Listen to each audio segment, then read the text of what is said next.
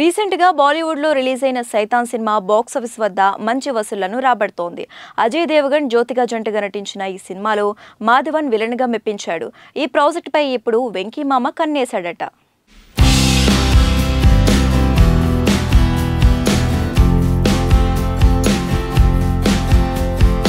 ఎక్కడైనా మంచి hit cinema వస్తే దాన్ని రీమేక్ చేసి హిట్ కొట్టడం వెంకటేష్ చాలా కాలంగా ప్రాక్టీస్ చేస్తూ వస్తున్నారు.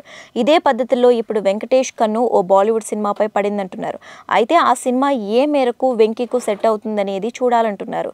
ఈ మేరకు సురేష్ బాబు, వెంకీ కలిసి ఆ సినిమా చూడబోతున్నట్లు తెలుస్తోంది.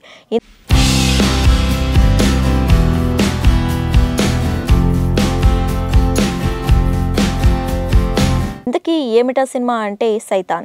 బాలీవుడ్లో రీసెంట్గా హిట్ టాక్ తెచ్చుకుని జనాలను థియేటర్స్కి రప్పిస్తున్న చిత్రం ఇది.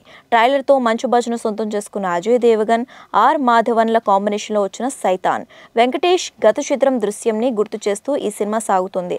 అజయ్ దేవగన్ చేసిన పాత్రను వెంకటేష్ చేస్తే ఎలా ఉంటుందనే యాంగిల్లో సినిమా చూడబోతున్నారట. మాధవన్ని అలాగే ఉంచేస్తారట. శివరాత్రి హాలిడే రోజున రిలీజ్ అయిన ఈ సినిమా మరాఠీలో వచ్చిన వష్ మూవీకి రీమేక్గా తెరకెక్కింది. ఒరిజినల్ చూడని వాళ్ళకి బాగానే నచ్చుతుంది అంటున్నారు. అలాగే ఒరిజినల్ చూసిన వాళ్ళకి ఓకే అనిపించేలా ఉండగా, చూడని వాళ్ళకి మాత్రం సినిమా చాలా కొత్తగా అనిపించడం ఖాయమని ప్రచారం జరుగుతోంది.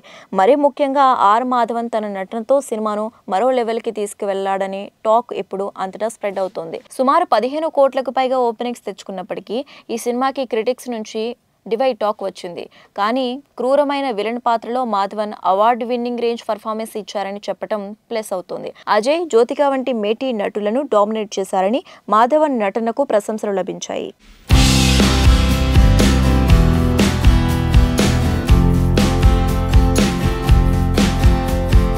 సినిమా కథ పాయింట్కి వస్తే, కబీర్ భారీ జ్యోతికని తీసుకుని 2 పిల్లలతో ఫామ్ హౌస్లో వెకేషన్ కోసం బయలుదేరతాడు. మధ్యదారిలో వారికి వనరాజ్ పరిచయం అయ్యి మాటలు కలుపుతాడు. అంతేకాకుండా కబీర్ కూతురు జాన్వీకి ఓ పదార్థం ఇస్తాడు. అది తీసుకున్నప్పటి నుంచి వనరాజ్ ఏం చెబితే జాన్వీ ఆ మాట వింటూ చేస్తుంటుంది. ఆ తర్వాత కబీర్ ఫ్యామిలీని ఫాలో అవుతూ ఫామ్ హౌస్కు వెళ్తాడు వనరాజ్. అక్కడ నుంచి జాన్వీని తన ఆధీనంలోకి తీసుకుని బీభత్సమైన దారుణాలు సృష్టిస్తాడు.